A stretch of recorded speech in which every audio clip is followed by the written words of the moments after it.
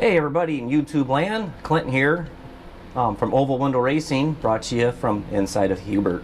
Get a good look. I've been making some progress here, and I'll give you a little update here on what I got going on. First, I'll say I'm enjoying my new light from Harbor Freight. I linked it in my last video, and I'll try to remember to link it down below again in this video. It's kind of nice. It sits there until you start hammering on things. Then it does rock around in a little bit, but as long as you got it on a surface that's not going to vibrate, it's pretty good. But just a quick update. Going to show you some stuff that I've actually never really done before. I have showed you the heater channels I installed, and yes, I have installed those before. This is the second set I've installed. But I've never done one of these cross members or cross sections or the wheel well, so you guys can see that. But yeah, I kind of got that tacked in, and the reason I'm not really showing you guys any of this is because I'm not a professional. I don't want to send you guys in the wrong direction or anything, because I'm kind of learning as I go along here. But as I do learn, I'm going to pass on some stuff that I've learned, and hopefully it does help you guys out in the future. But and one of the things is I almost didn't install this piece here.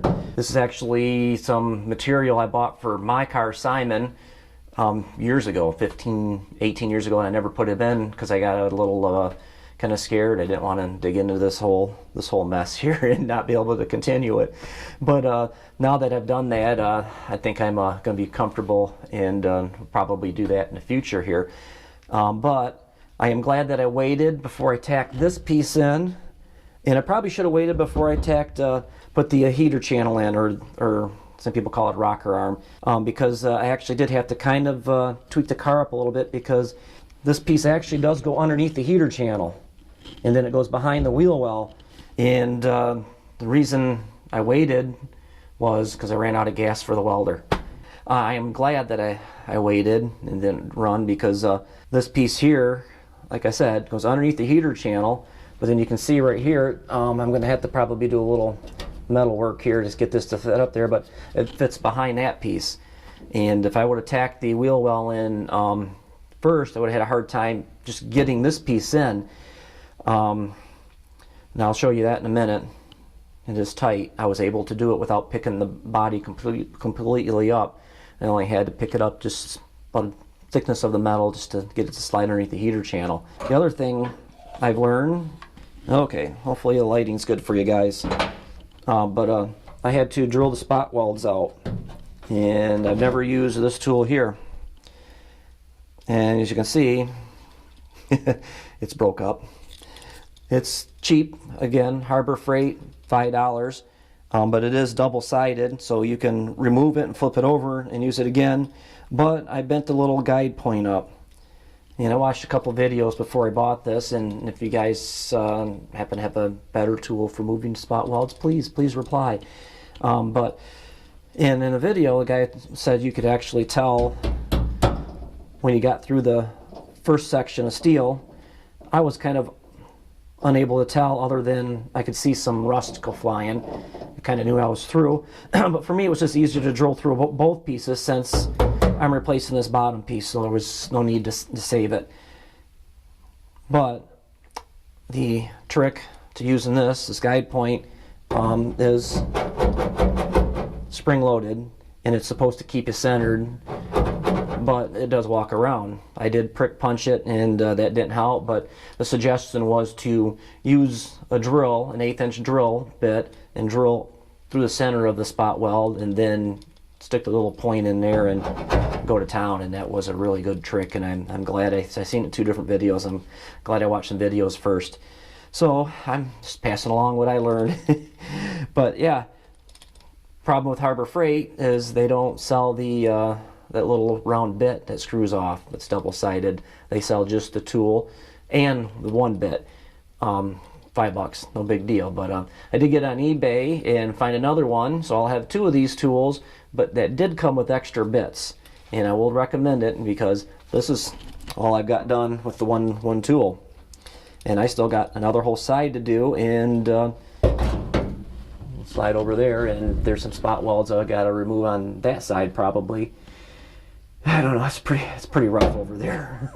And they just have to replace all those. But yeah, so I'm gonna step outside here and kind of show what it looks like from the outside, and then if the daughter ever wakes up, she's back from college and she's excited to work on Hubert too, so I'm going to teach her how to use a cutoff wheel and hope we don't have to make any trips to the hospital. So hang in there. Alright guys, we're on the outside of Hubert now, and I'd like to point out my little chair I got here. For years I've worked just kind of squatting. I don't know if I showed you this chair before, so possibly I did. Short memory. But if I should have probably did my hair this morning too. But if I haven't, I'm going to show it to you again. I've always just kind of squatted and sat on the ground, but I don't know why I never bought one of these before. And the reason I bought this because I found it at a garage sale for $3, but it is a saver on the knees. But here we go. It's the outside of the car, and one of the other tools I got was this thing that puts holes in for spot welding. I've never used a spot weld technique. Said I'm all new in the sheet metal, and it's been a while since I've welded on sheet metal. I had to teach myself all over again. But what I was talking about was this section down here. That's really tight. But that cross member is nice because it caps off your heater channel, and there must be a plug that goes in there I got to figure out. And it also kind of caps off underneath the car into the wheel well. And the trouble I was having with this wheel well was this is a flex or a curved piece, and it's not exactly curved to the shape of the car. I had to kind of hammer it in, but once in a while my spot welds would pop. And there's a couple holes over here. It didn't get fitted exactly how I had it to begin with because I was fitting it before I had that cross member piece in. But it looks good. Looks way better than having a rust hole there. I do have a little section to fill in here. Haven't decided if I'm just going to continue welding down. I'm having good luck doing that, so I may do that. I could put a really thin piece of metal in there and tack weld on both sides, but I think I'm just going to continue doing that. You know, it's the wheel well. Doesn't really matter what it's going to look like because they're probably just going to put some undercoating over it anyways, and tires in front of it. So the only way you're really going to notice it is if you go underneath the car and know to look for it. But I am going to do the same process over here, and I haven't finished this section yet, but I'm going to try tack welding it on here. But this is, you know, the body, so this will have to be a little have to fit a little better and a little tighter. When I did Simon, I just butt welded it, and that's a lot of, well, both of them is going to be a lot of work. It's a lot of grinding on metal to get it back down flat, and then still having to use body filler to make it look presentable. And we got to remove a bunch of body filler on this thing still. Hopefully the sandblaster will be able to knock most of that off. But yeah, it's coming along. Like I said, Emily's home. When she wakes up, comes out here, we'll see if we can teach her how to use a cutoff wheel. Alright guys, show you what I kind of did here. Got this gap over here filled. I just decided to fill this all in, and I just went slow at it. And I don't know, maybe someone can correct me out here since I'm not a welder, but I started from the top and worked my way down. I figure basically what happens is the puddle always wants to drain down. So I figured that was the best, and I just kept going, basically starting in the middle part with the weld, and I would just kind of tap, you know, to each side, and just kept building a bridge all the way down. And then took the trusty body dolly, and I just kind of kept tapping it, relieved the stress a little bit, and try to keep it flat because this piece wanted to walk up away from the body piece. And I don't know if you can see this here, but it looks like somebody had did some welding on this once before. I think this panel might have been worked on. Maybe this car was in a collision once before, years ago. This 63, it's been around quite a while. But yeah, now I'm just going to kind of work my way over to the heater channel there and try to get the heater channel tack welded to this, and then I'll go in and on the cross member try to fill in some of those spot welds. I don't want to completely fill that in because I still got to remove the other side, and the other side actually slides under this side. and then they're kind of spot welded together. So I got to make sure I can still kind of move that around a little bit, and then decide on how I want to do the package tray there. That'll probably be later. No reason to worry about that quite yet, and get the car solid, like I said before, all the way around the bottom, and go from there. But yeah, they had a other cross member there, or the package tray where I get my sheet metal. They didn't have any, and I guess it's a fairly expensive piece. So what I'll probably wind up doing is just maybe just working and just build the edge out of just sheet metal. And then with this section down here, get the welder out of the way. This piece is designed, I think, kind of to cut out the heater channel, but since I got a brand new heater channel in here, I don't want to cut that out, because when I put this on here, it kind of wants to go, in a little bit of a motion down, and I think it's supposed to round in, not out. So Mike's got a sheet brake over there. What I'm going to try to do is, I noticed that bend right there is really long. We're going to try to shorten that crease up a little bit more, and maybe it'll give me just enough room to get it to go in instead of stick out. If not, I'm going to just cut along that edge there, and I think that's how I did Simon. I didn't have to remove the running board down there to see, but I think that may have been how I did him, and just tack weld across the bottom. But yeah, that's what I'm kind of hoping on this, is probably put a bunch of little holes in there and just spot weld that to the heater channel, and then the same with the top. Let's see how it fits. Hey everybody, look who I found. Someone finally got out of bed. This is a die grinder. Guess what it does? Grinds? It spins in circles really, really fast. But this is how you operate it. This is the go button, but if you notice, it's got a safety on it. You have to push this before you do that. Okay. And this thing spins like 15,000 RPMs. So the trick is not to get your hands anywhere near this. So you're probably going to want some protective gloves. Since I'm not wearing mine, I'll give you mine, but we may need to invest in some mechanic gloves. But what we're going to do today is we plug it in. I got the air compressor running. This is a quick release. Now, like I said, there's a safety button. It goes fast. I'm awake, I swear. But what we need you to do is to work. You can see this line here, and this line. This line? Yep.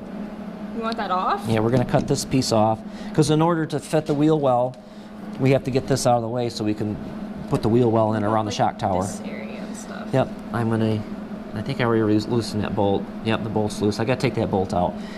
But So just cut along this area? just cut along this line. You see where it's raised up? Yeah. Okay.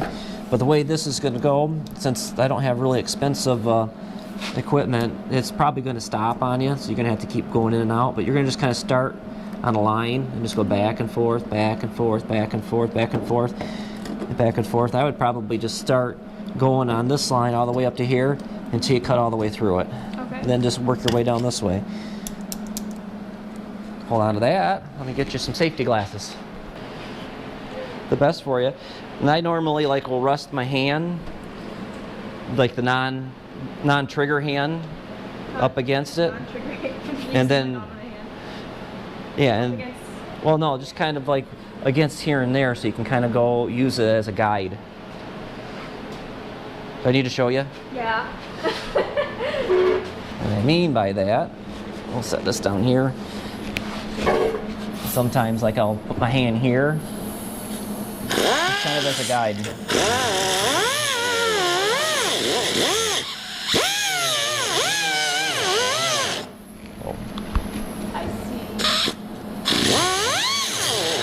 See, I'm just using my middle finger there. I just keep going back and forth and deeper and deeper. Do the sparks hurt? No. They don't hurt me, but I'm tough. I'm definitely tough. You're what? I'm definitely tough. So you're just like...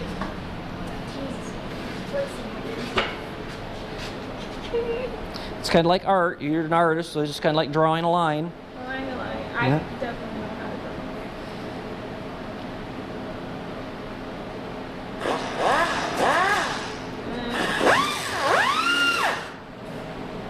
And the best is to try, well, we're not too worried about this, but it's best to try drawing as straight as line as possible. I can't draw straight lines. Like I said, just go a little at a time, little at a time.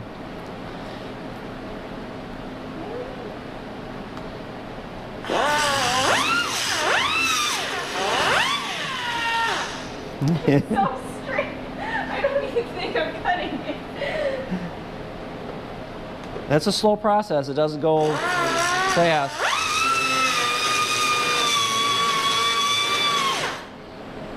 I don't like the sparks. Well, just wait till they go in your face. Ah. The trick is not to get them in your face. And you can see right now they're going down, so.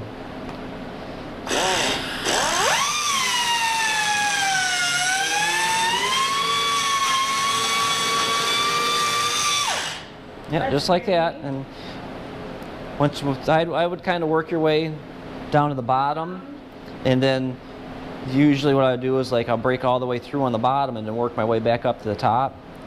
But it's just a slow, long process. I see.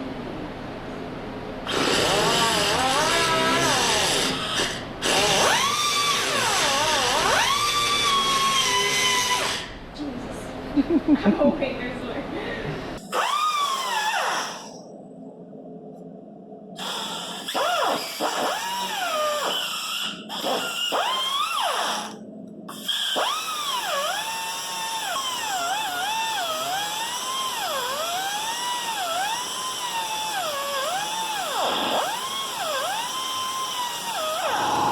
Making any progress? Yeah, look how straight it is. What you got, kid? Lines? Think you got it? I don't know. I know this top here is pretty good. If I just Did you get the corner? Looks like the corner's still stuck. this corner? Yeah. This corner seems to stick up. I think so. Maybe. No, it's still stuck right there.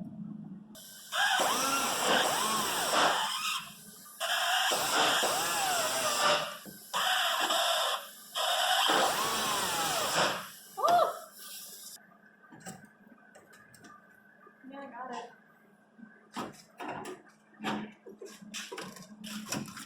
Do I just pull it off? Is that Yeah, okay? start pulling it.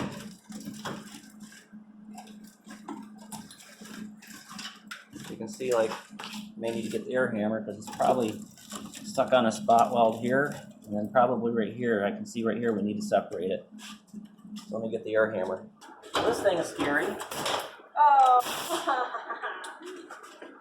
but we just need to separate a spot weld here. Look at all the stuff that fell off. That's pin number 15?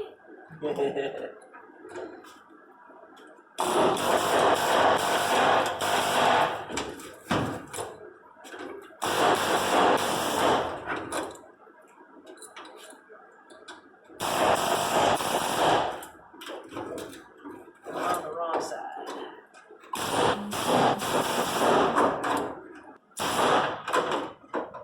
Nice. Is it still stuck on the bottom there?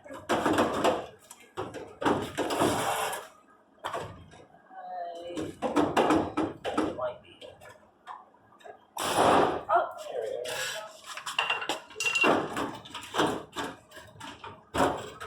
I win. Voila! You can hold now. Yeah, steel. All right, she did it. Where's that piece at? You throw the scrap steel already? Yeah. Oh, well, looks like we need to get the broom and dustpan out and make dustpan number 15. Yeah. But yeah, she did it. How'd you like that? I won. It's great. I don't like sparks in my face though. That's why we got to get a better set of these. I don't know if we can get those in prescription or not. Maybe we might want to look into that. Probably. Maybe not on the internet. But anyways, guys, until next time, flat side down, shiny side up. We're going to keep shifting those gears. See ya.